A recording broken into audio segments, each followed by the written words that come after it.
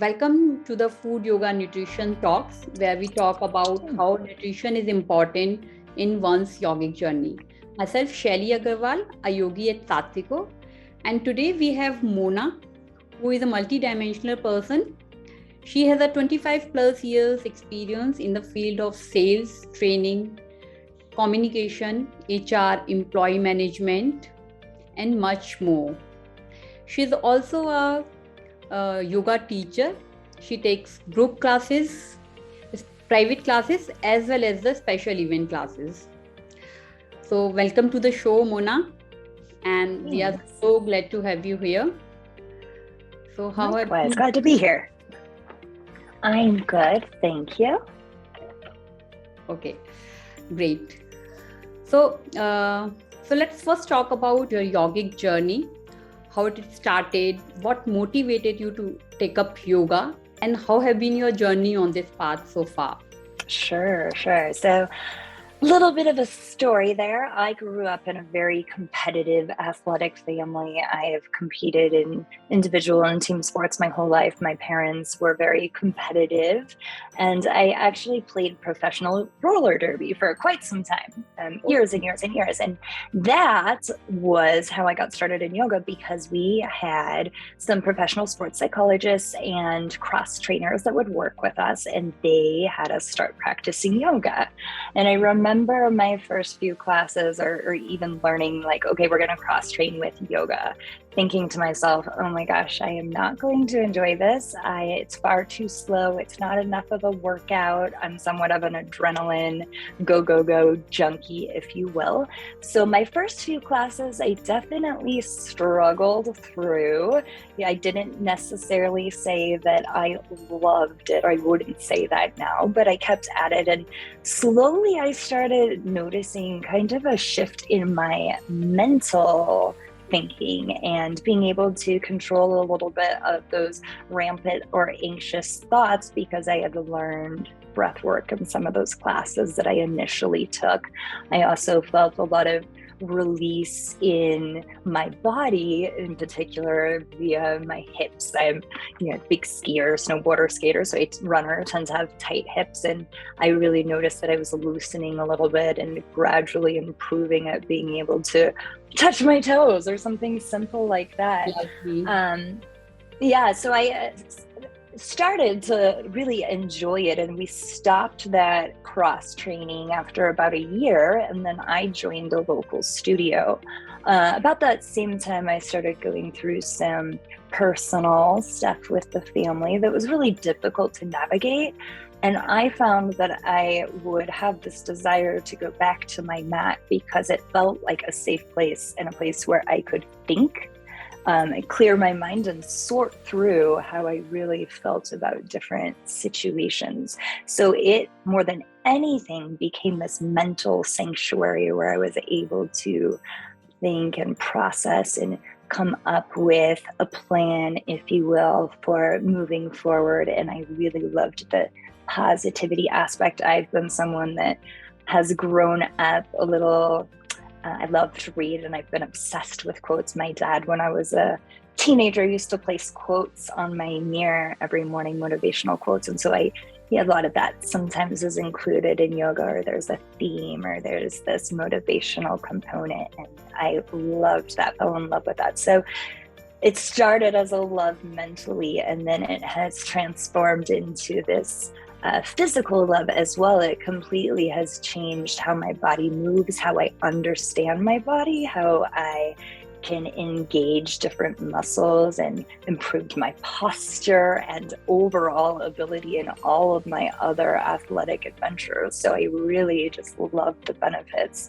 I practiced probably daily for a good 5-6 years before thinking about getting my yoga teacher license, and just decided to do it one day. Signed up and went through the training and started teaching kind of right after I finished. And I in love with teaching yoga, with sharing that gift and sharing how it's helped me with others. There's so many people that don't necessarily understand the benefits that you can garner from your mat and, have those preconceived notions like I did. And especially I find a lot of males seem to be adverse to it. So I really enjoy just being able to share that with others and help them kind of cultivate a passion and a better way to process, think, breathe, and move.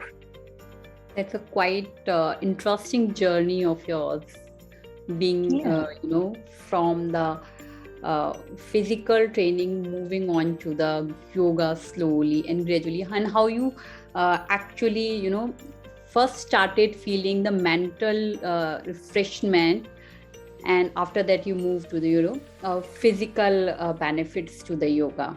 So how long it has been you practicing yoga? So let me do the math there. It was about 2007 that I started, so about 15 years. Oh, great. So when we talk about yoga, we talk about more talk about asanas, pranayam, meditation.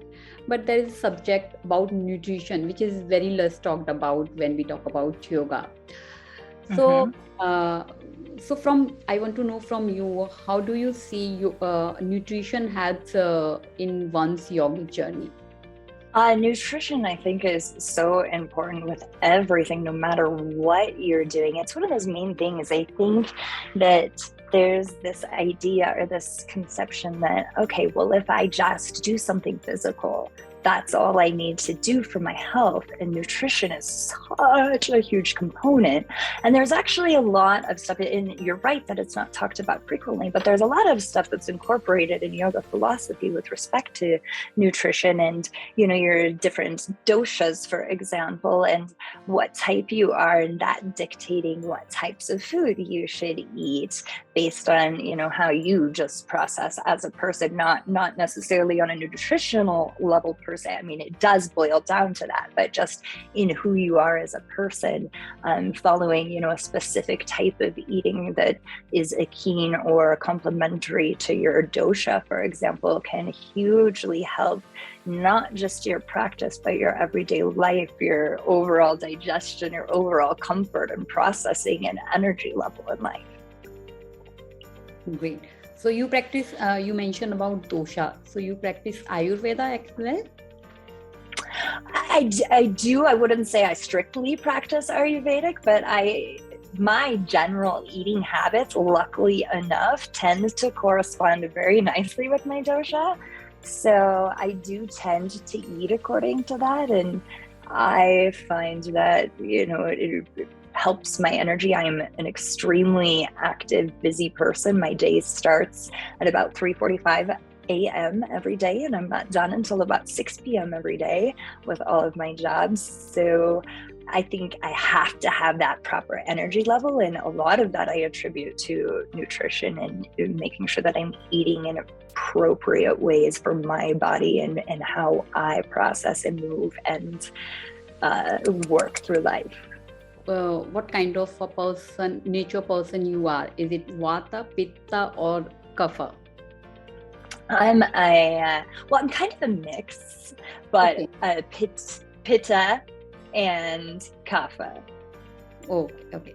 So would you like to highlight what kind of food, that suits to you, to your body according to your doshas? Sure. Well, I tend to stick to a pretty natural diet, if you will. I always eat organic. I don't do a lot of meat. I do hot soups very often.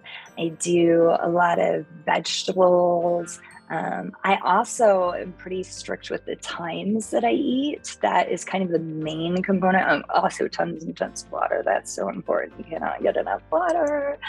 But I have times that I eat within, and I am very rigid about that.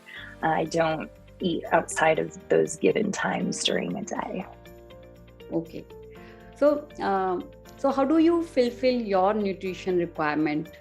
As in, what do you take as a pre or post yoga meals, or do you even take meals before, taking up your yoga practice? And what do you, how do you consider that taking a pre or post yoga meals improves yogic journey, yogic practice that you do on a day-to-day basis? Sure. I tend to not eat before I practice. I find that a lot of times that I'm like gurgly stomach if I eat a big meal before, or feeling like I'm too bloated or something of that nature. So I tend to eat after I practice. I will hydrate a lot before, and I do use hydration beverages, nutritious hydration beverages that have things like turmeric or CoQ10 in it, or electrolytes, vitamin D, vitamin C. I'll tend to do some kind of hydrational drink before I practice and make sure that I'm hydrated. That's key. And it also depends on what type of yoga I'm practicing. So if I'm doing something like more active yoga sculpt, where we're using weights and there's a lot of high paced movement, then I might have a little bit of protein before as sustainable, but I make sure that it's not this big heavy meal. It would be something relatively light, looking at caloric intake of under 200 calories or under. I'm very strict about sugar. I never eat anything that has more than 10 grams of sugar in it. So that's something I watch, and especially, even though that can provide you energy, it's not sustainable energy for a practice. So like I said, sculpt, I'll maybe have a snack. If I'm doing hot yoga, I'm just going to have hydration. And then afterwards, it's always some kind of balance of a green, a protein, and I tend to stick to nuts midday with protein. I usually, if I'm eating meat, that would only be with my evening meal, and a very refined portion, 4 ounces or less. Fruits, I think that's a great way to replace those lost electrolytes and energy after a practice with, getting natural sugars from fruits is helpful. So what, according to you, qualifies as a pre or post yoga meals? I mean, what are the nutrients you look for when you look for any yoga meals? For yoga meals, so a lot of vitamins. You want all those green vitamins that are in there. Definitely protein. I think protein is important to repair those muscles, especially after a heavy practice using weights or a fast-paced practice of sculpts like that. And again, those natural sugars that can replace any lost electrolytes, especially if you are in a heated practice where you sweat out a lot. I think replacing your electrolytes is going to be number one. You do after, and depending on what type of practice you're doing. So if it's a vigorous practice, you are going to get that enhanced metabolism boost for several hours after, and you do want to eat within 30 minutes. A lot of studies have shown one of the best things that you can have after any type of workout that is strenuous is the simple chocolate milk. Now, I'm dairy-free and gluten-free, so that's a little restrictive for me. So I look for alternatives, but I have found some, alternative protein milks that are great for having after a vigorous practice. Wonderful. What are the suggestions, you give to your clients to fulfill their nutrition requirement? We won't remember if we overload clients or students with just a ton of information. So I keep it pretty basic in that if you can't pronounce it, do not eat it. Look at your sugar content, limit your total for the day to 25 grams or fewer. The less you can do, the better. And make sure that you do not have an overabundance of salt, because that is just pulling all that hydration out of your body. So those are kind of the basic 3 things that I will always recommend at first. Look at the ingredients, try to avoid anything processed if you can. You're better off just grabbing an avocado or grabbing a banana or grabbing something completely natural. But if that is not feasible, check those ingredients and make sure it's stuff that what is being put into a product. Mm-hmm. That's a very valid point that you check out when you go to any products, you check out the sugar level and you check out the salt level, because the processed food has salt more than it should contain. So we at Sattviko have a wide range of nutritious pre and post yoga meals, such as antioxidant makhana, strengthening and endurance quick meals. Makhana, you must have heard the water lily pops. So these are being made with the special yogic herbs such as turmeric, right? So maybe you can try some of them anytime. Yeah, that sounds lovely. So coming to my last question, so we will end our session with a tip or a special suggestion from your side to our listeners and the followers, which you would like to give. Oh, I think the number one thing is just make sure you know what you're putting in your body, and it is what you put in is what you're going to get out of life, right? And that goes with your effort, that goes with your nutrition, that goes with everything. So make sure what you're consuming is quality. I eat everything organic and as natural as I can, and I think we need to take better care and pay special attention to what we put into us rather than just mindlessly grabbing for things, which tends to happen when we're in a rush. If you can have that forethought to plan out healthy snacks and healthy ways to energize and fuel yourself, you're going to be so much better off. That's a very wonderful and knowledgeable session we had with you, Mona.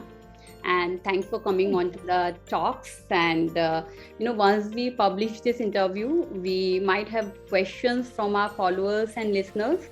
So we would love to have you back on our show with a small question answer sessions. And where you can share your insight about the yoga and nutrition around it. So that's it from our side today, and we would be organizing more such food yoga talks with the wonderful yogis around the globe. So stay tuned, and we would love to answer your questions. So you can either DM us, mail us, or comment below.